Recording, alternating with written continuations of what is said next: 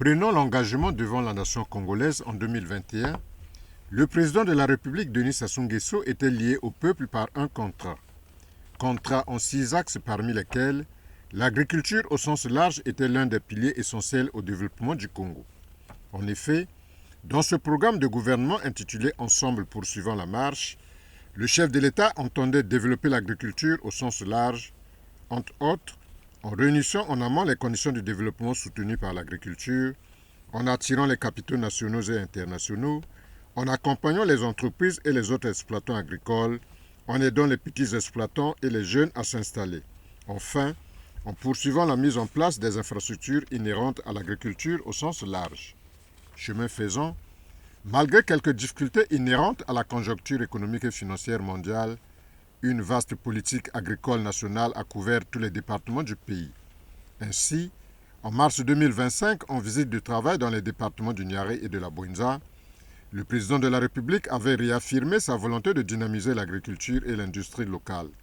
Une occasion qui avait permis au chef de l'État d'encourager les productions locales et la mécanisation de l'agriculture, tout en soulignant le rôle de l'éducation dans le développement du pays pour l'emploi des jeunes. Denis Sassou Nguesso avait aussi salué la mobilisation de la population pour le choix qu'elle avait fait de valoriser les riches terres à travers l'activité agricole. La politique de développement des zones agricoles protégées étant quasi effective sur l'ensemble du territoire national, le président de la République avait donc lancé une émulation agricole où tous les producteurs devaient compétir pour déterminer le département le plus productif en matière agricole. Aujourd'hui, nous sommes très émus d'être ici au moment où les producteurs agricoles, les jeunes, les femmes, les hommes âgés aussi, surtout les jeunes, voilà, je suis très fier de vous, où le monde agricole avec l'appui du gouvernement a adhéré à la directive, s'est mobilisé fortement. Les résultats sont là. À travers tout le pays, le monde agricole s'est levé. Et au cours d'une intervention à l'occasion de mes déplacements à l'intérieur du pays, j'avais lancé l'idée de cette émulation agricole et nous y sommes.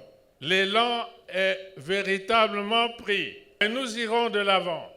Les allocutions terminées, le président de la République a d'abord procédé à la visite des stands des 15 départements qui lui ont présenté chaque spécificité agricole, halieutique et avicole du terroir, notamment des sacs de foufou, du maïs et d'arachide, des ignames, des tomates, du poisson frais et fumé, des œufs et des poulets de chair.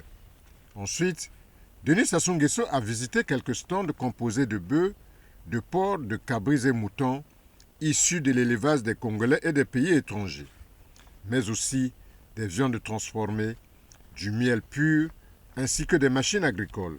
Autant de produits agro-pastoraux qui vont faire le bonheur des visiteurs qui, pendant plus de 2 semaines, vont garnir leur panier et surtout s'informer sur diverses pratiques agro-pastorales qui s'inscrivent bien dans la volonté présidentielle de réduire la dépendance alimentaire aux importations.